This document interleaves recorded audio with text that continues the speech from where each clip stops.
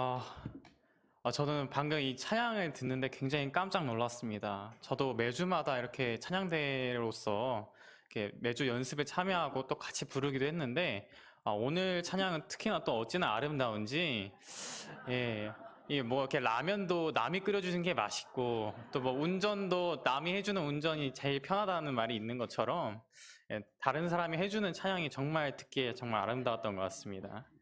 예, 아름다운 찬양으로 또 하나님께 영광을 돌려주신 우리 홍성교회 찬양대 여러분들에게 정말 감사합니다. 예, 저는 오늘 이 문둥병자의 복음이라는 주제로 여러분과 함께 말씀을 나누려고 하는데요. 먼저 오늘의 본문 말씀 열왕기하 7장 9절을 우리 다 함께 보도록 하겠습니다. 열왕기하 7장 9절의 말씀을 우리 다 같이 한번 봉독해 보도록 하겠습니다. 열왕기하 7장 9절 말씀 다 같이 읽어보도록 하겠습니다. 시작. 나병 환자들이 그 친구에게 서로 말하되 우리가 이렇게 해서는 아니 되겠도다. 오늘은 아름다운 소식이 있는 날이거늘 우리가 침묵하고 있도다. 만일 밝은 아침까지 기다리면 벌이 우리에게 미칠지니 이제 떠나 왕궁에 가서 알리자 하고. 아멘.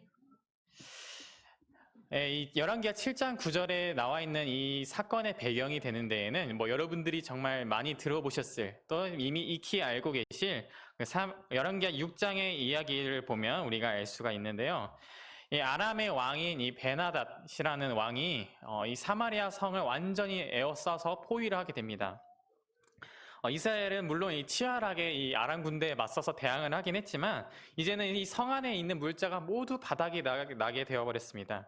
그런 와중에 아람의 포위망은 더욱더 엄격하게 조여와서 더 이상 이 외부로부터 이런 추가적인 물자의 보급을 받을 수가 없게 되었습니다. 지금 이렇게 화면에 띄어져 있는 이 열왕기하 6장의 이야기를 보면 사실 지금 이렇게 에어싸이기 전에 이 사마리아 성이 아람 군대에 포위당하기 전부터 이미 이스라엘과 아람은 굉장히 서로 많이 이렇게 다퉈왔다. 굉장히 군사적인 분쟁이 많이 있었다라는 것을 우리가 알 수 있습니다. 그러다가 이 엘리사와 함께 하시는 하나님께서 하늘의 불병거와 또 하늘의 천사들을 보내셔서 이 아람 군대의 눈을 완전히 멀게 하고 또 그들을 배불리 먹여 돌려보낸 일은 여기 계신 모두가 아마 잘 많이 들어보셨을 것입니다. 그런데 여기 잘 보시면 굉장히 이상한 구절이 하나 눈에 띄는데요. 이 아람 군대 부대, 이 열왕기하 6장 23절에 보면은 이 엘리사의 이 불병거, 하나님께서 일으키신 그 기적이 일어났던 그 순간에 그 일이 있고 나서는 다시는 이 아람 군대가 다시는 이스라엘을 들어오지 못하니라 라고 기록되어 있는데 뭐 잠깐 뭐 몇 년 있다가 몇십 년 있다가 그 이후의 이야기가 아니라 바로 그 다음 절 24절에 이후에 아람 왕 베나닷이 그의 온 군대를 모아 올라와서 사마리아를 에워싸니라 라고 되어 있습니다. 바로 이전에는 다시는 아람 군대가 이스라엘을 침공하지 못했다라고 되어 있는데 그 다음 절 24절에는 그 후에 아람이 바로 또 쳐들어왔다라고 이렇게 이야기하고 있는 것입니다. 도대체 아람이 그렇게 이스라엘을 침공했다가 선대를 받은 그 사건, 오히려 침공했는데도 불구하고 배불리 먹어서 돌아갔었던 그 일이 있었음에도 불구하고 왜 또다시 아람 군대가 이스라엘을 침공했는지에 대해서 그런 그 이유에 대해서는 이렇게 명확하게 기록되어 있지는 않은데요. 뭐 아무튼 간에 이 가뜩이나 이 외부의 보급이 이렇게 끊긴 그 상황에 그렇다면 식량을 이렇게 수급할 수 있는 방법이 또 뭐가 남아 있을까요, 그러면? 예, 사마리아 성 내부에서 자체적으로 농사를 지어서 이렇게 농작물을 길러서 식량을 수급하는 방법밖에는 없었습니다. 그런데 하필이면 지금 이스라엘의 이 아람 군대에 둘러싸여서 이스라엘의 이런 국군이 기울어지고 있는 그 위태위태한 그 마당에 하필이면 그 사마리아 성 내부에서도 기근이 들기 시작했다는 것입니다. 그렇게 이제 외부와 내부의 공급이 모두 끊기자 아주 극심한 식량난에 휩싸이게 되었는데요. 그 식량난 덕분에 성 안의 물가가 아주 크게 치솟게 되었습니다. 이 낙위, 이 낙타라고도 하죠. 이 낙타의 머리가 하나에 은 80세겔이 되었고, 그 당시 한 세겔, 은 한 세겔은 일반 노동자의 4일치 품삯이었다고 합니다. 그러니까 이 낙타 머리 하나가 80세겔이라는 것은 거의 일반 노동자의 1년치 연봉에 가까운 그런 거금이었고요. 또 비둘기 분태, 제가 찾아보니까 분태라고 하는 것은 약간 뭐 배설물 뭐 그런 거라고 하더라고요. 그런 비둘기 뭐 사람이 도저히 먹지도 못할 그 정도 수준의 음식을 거의 막 몇 주일치 이렇게 일당을 이렇게 주고 사고 파는 그런 일이 발생했을 정도로 굉장히 극심한 이 식량난에 휩싸였다고 합니다. 물론 이 나귀는 이제 하나님께서 레위기 신명기에 언급하신 부정한 짐승의 이 범주에 포함된 짐승이었기 때문에 원래는 사람이 이스라엘 유대 민족들이 먹지 않는 그런 짐승이었습니다. 더군다나 이 머리고기라고 한다면 뭐 사실 뭐 이렇게 우리가 흔히 좋아하는 뭐 안심살, 등심살 이런 것도 아니고 머릿고기 얼마나 뭐 양도 없고 뭐 질기고 맛도 없고 얼마나 먹기 안 좋았겠습니까? 근데 그런 낙타 머리가 거의 1년치 연봉에 거래될 만큼 얼마나 먹을 게 없었으면 굉장히 이 굶주림에 시달렸다라는 사실입니다. 그 당시 이 사마리아의 식량난이 얼마나 힘들었는지 이런 부정한 짐승의 고기뿐만이 아니라 이제는 심지어 사람이 또 사람들 서로 간에 사람들끼리 잡아먹는 그런 사태도 발생하고 있었습니다. 다 함께 28절에서 29절 열왕기하 6장 28절에서 29절에 이르는 말씀을 제가 읽어드리도록 하겠습니다. 또 이르되 무슨 일이냐 하니 여인이 대답하되 이 여인이 내게 이르기를 내 아들을 내놓아라. 오늘 우리가 먹고 내일은 내 아들을 먹자 하매 우리가 드디어 내 아들을 삶아 먹었더니 이튿날 내가 그 여인에게 이르되 내 아들을 내놓아라. 우리가 먹으리라 하니 그가 그의 아들을 숨겼나이다 하는지라 라고 되어 있습니다. 굉장히 참 섬뜩한 장면이 아니지 않습니까? 이제는 하나님의 율법이고 뭐고 이 낙타고기라도 먹어야겠고 이제는 약간 이 사람으로서의 이런 인륜적인 도리마저 져버리면서까지 자기의 자식을 잡아 먹어서라도 이 허기를 채우고자 했던 그 무서운 광기가 이 사마리아 온 전역에 두루 편면하게 퍼졌다는 것입니다. 그런데 여기서 더 무서운 사실은 이 여인이 이 여호람 왕, 당시 이스라엘 왕이 여호람 왕이었는데요. 그 여호람 왕에게 자신의 잃어버린 이 탄원에 대한 이 왕에게 탄원한 이 내용이 자신의 잃어버린 그 아들에 대한 이런 슬픔의 탄원이 아니었다는 사실입니다. 왕이시여, 어제 제가 저의 아들을 잡아먹고 말았습니다. 제발, 죄송합니다. 예, 왕이시여, 어제 저의 아들을 제가 잃고 말았습니다. 제발 저희를 도와주십시오. 이런 내용의 탄원이 아니라 왕이시여, 어제는 저의 아들을 잡아먹게 되었습니다. 그런데 이제 와서 저 여자가 자기의 아들을 숨겼습니다. 그러니까 이제 똑같이 저도 저 여자의 아들을 잡아먹게 해주십시오. 라고 그렇게 먹게 해달라고 이야기를 하고 있는 것입니다. 이 왕에게 하소연을 하면서 탄원을 하는 이 여자는 이미 자기의 잃어버린 아들에 대한 슬픔은 온데간데 없고 이 여자의 마음을 가득 채우고 있는 것은 오직 오직 내 뱃속을 채우고자 하는 마음과 또 내 아들만을 희생시킬 수 없다. 너의 아들도 희생시키고자 하는 그런 비열하고도 추악한 죄된 본성만이 그 마음에 가득하고 있었습니다. 하나님의 택하심을 받은 그 이스라엘 백성이 어쩌다가 이렇게 극심한 또 고통을 받게 되었던 것일까요? 아까 앞서 저희 열왕기하 6장 초입부에 저희가 살펴본 것처럼 이미 하나님께서는 아람 군대를 당신의 기적, 불병거와 또 천사들을 통해서 이스라엘을 구원하신 그런 경험이 있었습니다. 그런 경험이 있음에도 불구하고 왜 이번에는 하나님께서 도와주지 않으셔서 왜 이렇게 힘든 고난을 겪어야 했던 것일까요? 사실 이스라엘이 이렇게나 혹독한 시련에 놓이게 된 이유는 따로 있었는데요. 다름 아니라 아주 간단한 이유였습니다. 바로 이스라엘이 하나님께 순종하지 않았기 때문입니다. 만약 이스라엘이 하나님께 충성하면서 충실한 삶을 살고 있었다고 한다면 이 여호람 왕이 모범을 보여서 또 솔선수범해서 하나님을 잘 섬기는 모습을 보였다면 하나님께서 이스라엘이 이렇게 극심한 고통에 빠지도록 허락하셨을까요? 아닙니다. 이전에 그랬던 것처럼 또 엘리사를 통해서 그랬던 것처럼 하나님께서 당신의 백성들을 위해서 기꺼이 기적을 보여주셨을 것입니다. 이전에도 이 아람 군대가 이런 상황은 사실 이미 율법에 기록된 것처럼 또 성경에 기록된 것처럼 레위기와 또 신명기에 예언이 되어 있었습니다. 레위기 26장과 신명기 28장에는 또 이스라엘 백성들이 장차 받을 앞으로 어떻게 살면 어떻게 될 것이다 라고 되어 있는 이 축복과 또 저주에 대한 내용이 자세히 기록되어 있었습니다. 만약 이스라엘이 하나님을 또 경외하고 또 하나님께 충성하는 삶을 산다면 굉장히 나라가 부강해지고 또 축복을 받게 될 것이지만, 만약에 하나님을 멀리하고 또 우상을 숭배하고 하나님을 섬기기를 거부한다면 자기의 자식까지 잡아먹게 될 것이다 라는 그런 구체적인 예언이 이미 신명기의 레위기에 기록이 되어 있었습니다. 당시 이스라엘은 왕이었던 이 여호람 왕으로부터 이미 하나님을 경외하지 않는 사람이었다라고 그렇게 기록하고 있습니다. 열왕기하 3장에는 또 여호람이 하나님이 보시기에 악한 왕으로서 하나님의 선지자인 엘리사를 멀리하고 또 하나님의 뜻에 따르지 않았다라고 이야기합니다. 그렇게 계속해서 하나님에 따르지 않고 또 그분의 말씀에 순종하기를 거절하는 사람에게는 마치 이런 사마리아, 옛날의 이야기에 국한되는 것이 아니라 오늘날 우리에게도 하나님의 뜻을 멀리하고 또 하나님의 말씀을 따르지 않기로, 순종하지 않기로 선택하는 사람에게는 이렇게 끔찍한 고통과 또 멸망의 결과만이 기다리고 있다는 사실입니다. 이제 이 여호람 왕이 이 여인들의 이 호소를 듣고 옷을 찢습니다. 당시 여러분들이 잘 아시는 것처럼 옷을 찢는다는 행위는 자신의 이런 슬픔과 또 분노의 마음을 최대한으로 표현하기 위한 그런 방법이었다고 합니다. 그렇게 옷을 찢었던 것에 대해서 또 신하들 앞에서 엘리사를 저주하기 시작합니다. 만약 엘리사의 목숨이 붙어 있다면 만약 오늘 엘리사의 목숨이 붙어 있다면 하나님께서 내 위에 벌 위에 벌을 내리실 것이로다 라고 이렇게 선언을 합니다.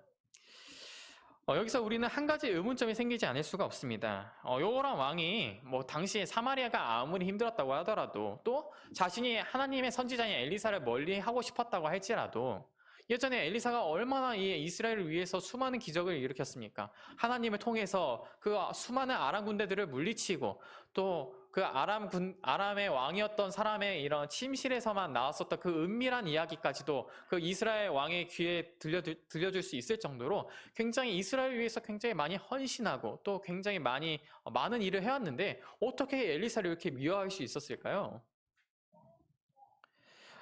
이렇게나 엘리사를 미워하게 된 이유는 바로 아까 우리가 살펴봤던 열왕기하 6장 초입부의 부분에 저희가 알 수가 있습니다.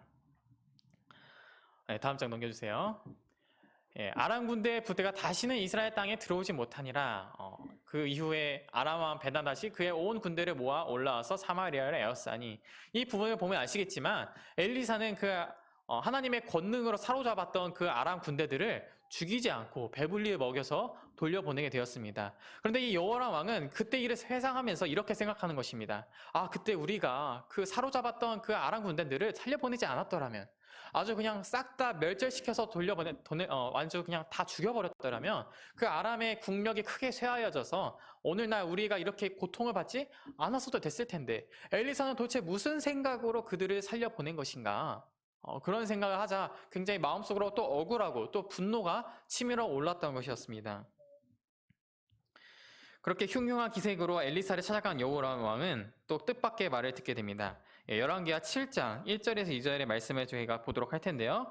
제가 읽어드리도록 하겠습니다. 열왕기하 7장 1절에서 2절의 말씀을 제가 읽어드리도록 하겠습니다. 엘리사가 이르되 여호와의 말씀을 들을지어다. 여호와께서 이르시되 내일 이맘때에 사마리아 성문에서 고운 밀가루 한 스아를 한 세겔에 매매하고 또 보리 두 스아를 한 세겔에 매매하리라 하셨느니라. 1절만 일단 보도록 하겠습니다.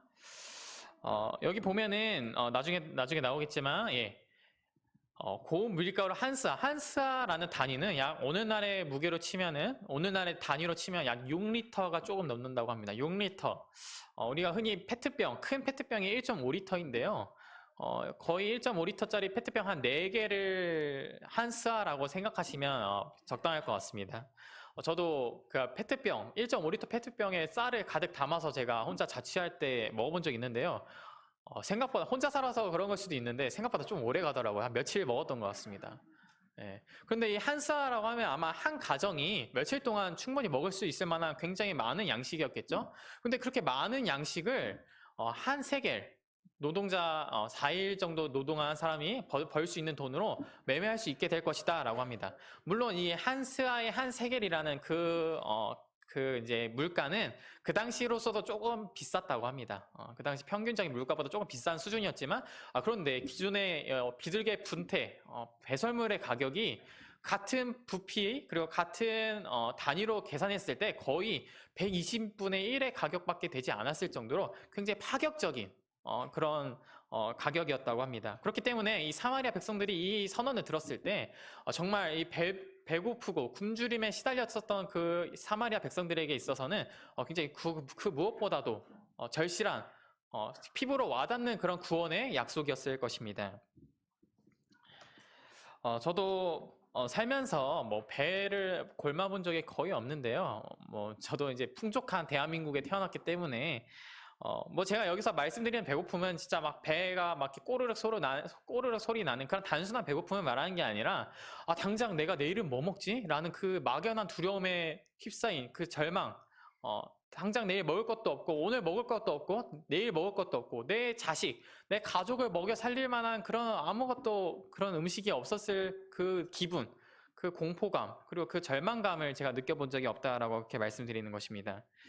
요즘은 저희 요즘 이제 아이들 10살 또는 10대 청소년들은 고기 반찬이 없으면 이제 밥을 먹기 싫어한다는 말이 있을 정도로 고기가 없으면 하다못해 계란 후라이라도 해줘야 이제 애들이 이제 밥을 먹으려고 한다고 합니다. 저는 이제 아까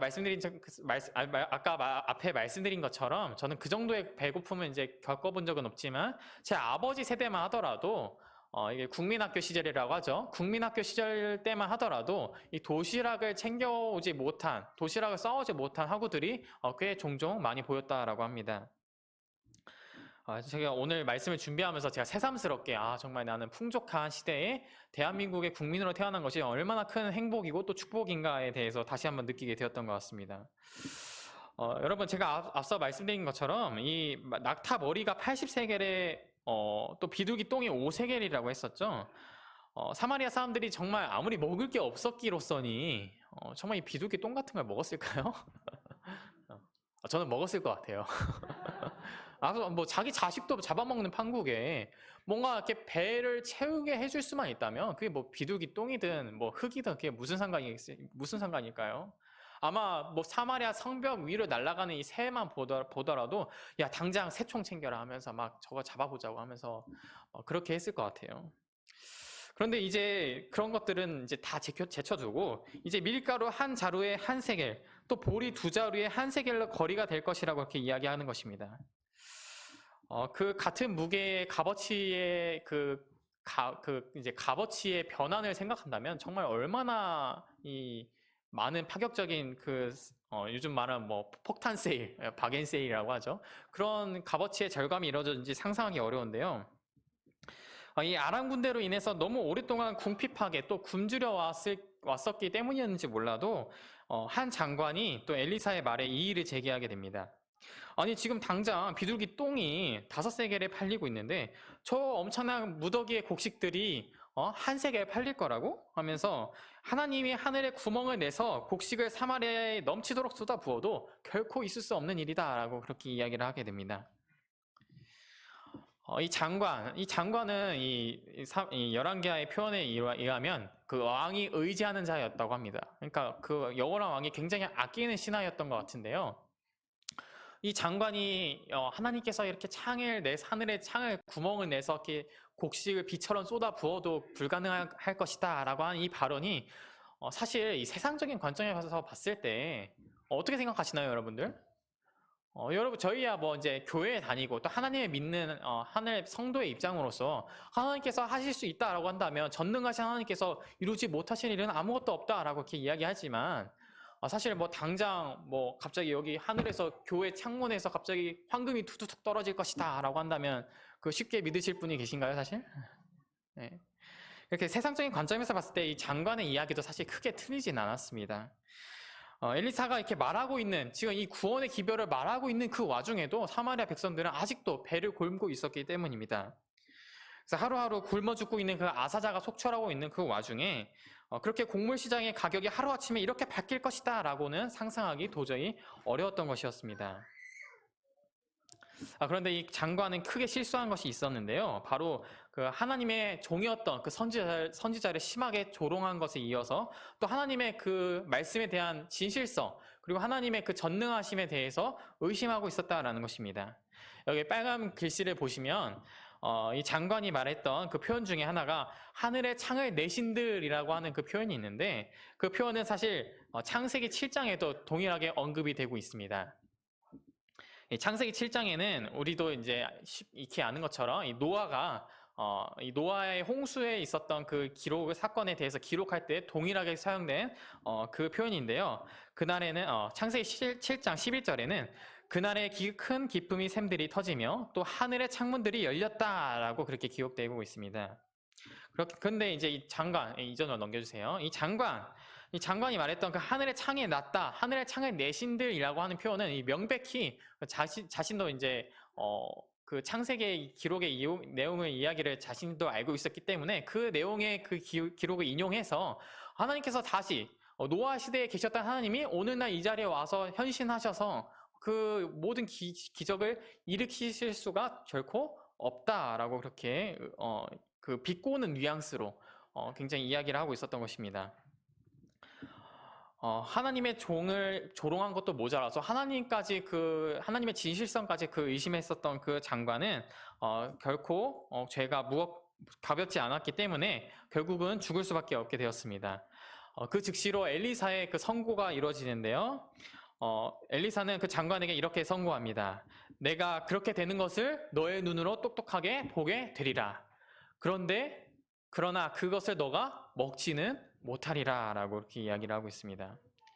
이런 장면을 보면은 참 죄인들도 나중에 이렇게 말하는 사람들도 이 세상에 오늘날의 세상에도 이렇게 말하는 사람이 얼마나 많습니까? 신이 도대체 어디 있느냐? 하나님이 도대체 살아계시기는 한 거냐? 천국을 아직도 믿는 사람이 도대체 어디 있느냐라고 이렇게 이야기하는 사람이 있는데 그런 사람들을 향해서도 하나님께서 분명히 동일하게 이렇게 이야기하실 것입니다. 너가 나의 존재와 또 천국의 존재와 예수님의 사랑을 내 눈으로 똑똑하게 확인하게 될 것이다. 그러나 그것들을 정작 너가 누리지는 못하게 될 것이다. 이제 이 이야기는 이 나병 환자들의 이야기로 옮겨지게 되는데요. 과거에 나아만이 그랬던 것처럼 이 나병 환자들 역시 여러분들이 아시는 것처럼 이 문둥병이라고 하는 것은 일종의 약간 좀 불치병으로서 걸리기만 하면 무조건 죽을 수밖에 없는 아주 무서운 질병이었습니다. 그런데 그런 문둥병자들이 그 성 안에서 같이 살 수가 없었기 때문에 성 밖에서 격리된 채 삶을 살아가고 있었는데 성 안에도 먹을 것이 없어서 이렇게 굶어 죽어가고 있는데 성 밖이라고 이렇게 뾰족한 수가 있었을까요?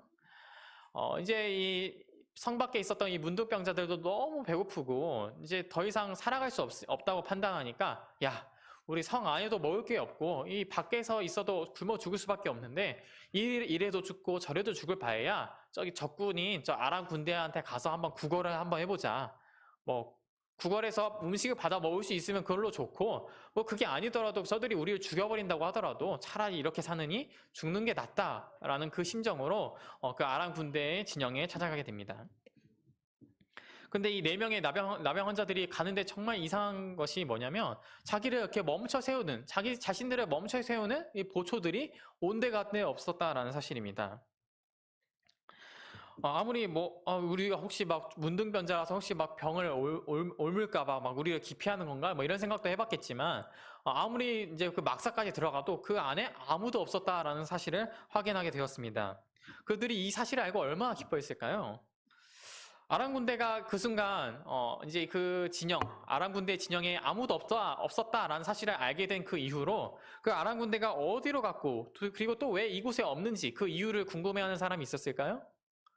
예, 뭐 그런 건 일단 모르겠고 일단 그 아람 군대가 놓고 간 그 음식들 그것부터 아주 그냥 입안에 쑤셔 넣으면서 아주 그냥 개걸스럽게 퍼먹었을 것입니다. 그렇게 한창 동안 이렇게 막 배를 이렇게 막 개걸스럽게 먹고 나서 막 배를 불리고 나니까 이제 좀 여유가 생깁니다. 여유가 생기니까 또 주변에 뭐가 보였을까요? 예, 뭐 무기라든지 뭐 옷이라든지 뭐 이런 것들이 있었겠지만 또 이제 군대에서 사용하기 위한 뭐 보물들, 뭐 군자금들 그런 게 보였겠죠. 그런 것들을 보니까 아 이걸 우리가 가져가야겠다라는 그 마음을 가지고 이거 다른 사람들에게 나눠주기 싫었겠죠. 예, 그래서 이제 막 이곳저곳에 숨겨놨다고 하면 그렇게 기록하고 있습니다. 그런데 어떤 문둥병자가 문득 이런 생각을 하게 됩니다. 우리가 지금 도대체 뭘 하고 있는 거지? 지금 우리 성안에 있는 우리 동포들은 지금 이 순간에도 굶어 죽어가고 있는데 지금 우리 이런 좋은 소식을 우리끼리만 알아서 되겠어? 지금 우리끼리만 이것들을 누리면 도대체 무슨 소용이야? 그렇게 이 문둥병자들은 이 기쁜 소식을 사마리아에 전하기로 결정을 합니다. 그래서 이 성안에 가서 문 좀 열어보세요. 지금 이 아람 군대가 아무 데도 없고 온데간데 없고 다 사라졌습니다. 이렇게 이야기를 하는데 이 여호람 왕이 믿었을까요? 예, 이전에도 사실 이런 전술들이 굉장히 많이 사용됐습니다. 뭔가 없는 척하고 잠깐 빠졌다가 성 안에서 빠져나오면 그 텅 빈 성 안을 그대로 점령하는 고대 이스라엘에서도 또 여호수아가 주로 사용했던 전법 중에 하나였는데요. 그런 것들을 이 여호람 왕도 익히 알고 있었기 때문에 이곳은 혹시 아람 왕의 뭔가 함정이 아닐까 또는 이 아람 군대가 이 문둥병자들을 포섭해서 간첩으로 쓰려는 게 아닌가 그런 약간 합리적인 의심을 하게 되었습니다. 그래서 이 정탐꾼을 보내게 되는데요. 그 자신의 직속 부대인 정탐꾼을 보내서 정말 그곳이 정말 안전하고 그곳이 정말 아무것도 남지 않았음을 확인한 후에야 드디어 그 물건들을 가지러 가게 되는 것입니다.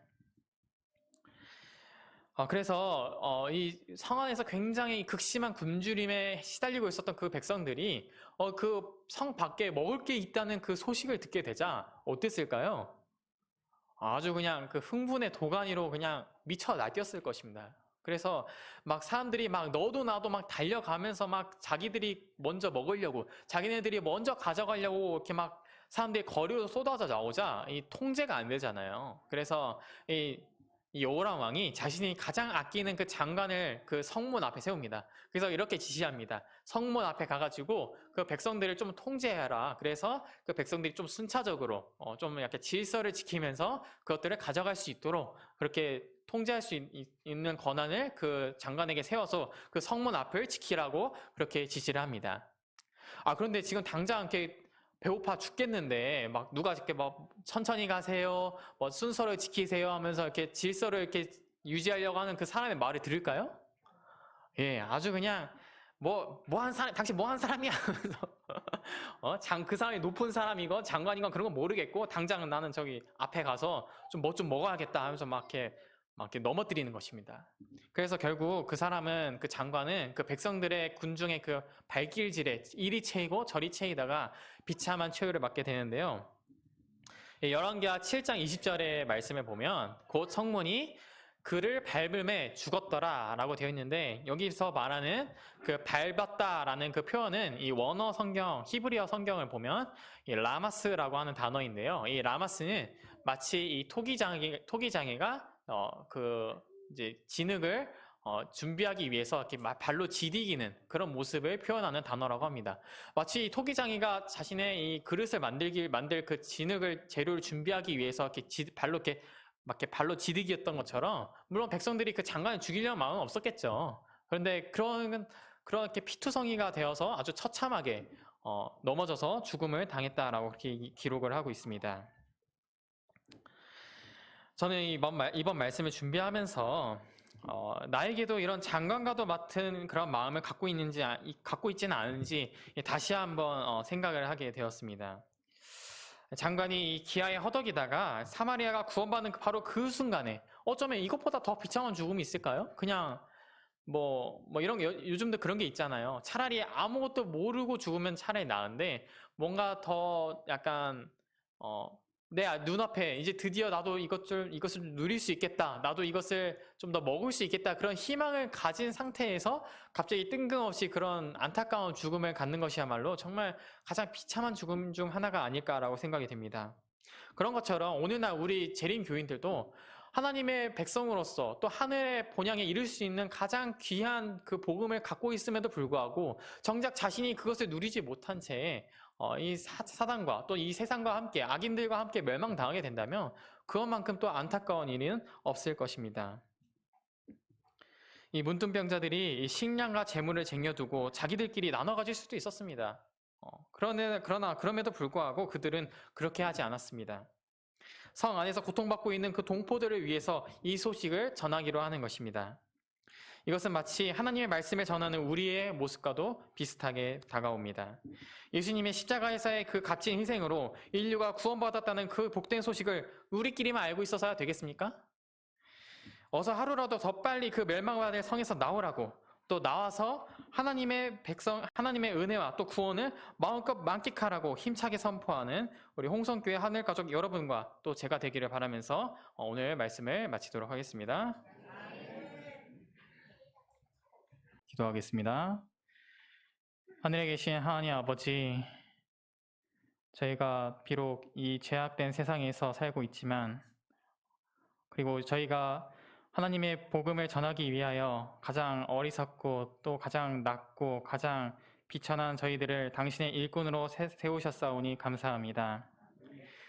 가장 문둥병자들이 가장 비천하다고 손가락질 받고 가장 역겨운 존재로 여겨졌지만, 그런 문둥병자를 통해서 가장 귀한 복음이 사마리아에 들어갔던 것처럼 오늘날 우리도 세상 사람들에게 멸시받고 손가락질 받아도, 그리고 가장 어리석은 사람이라고 할지라도 그런 우리를 통해서, 미련한 저희를 통해서 하늘의 가장 귀한 복음을 선포할 수 있는 사람이 될 수 있도록 도와주시옵소서.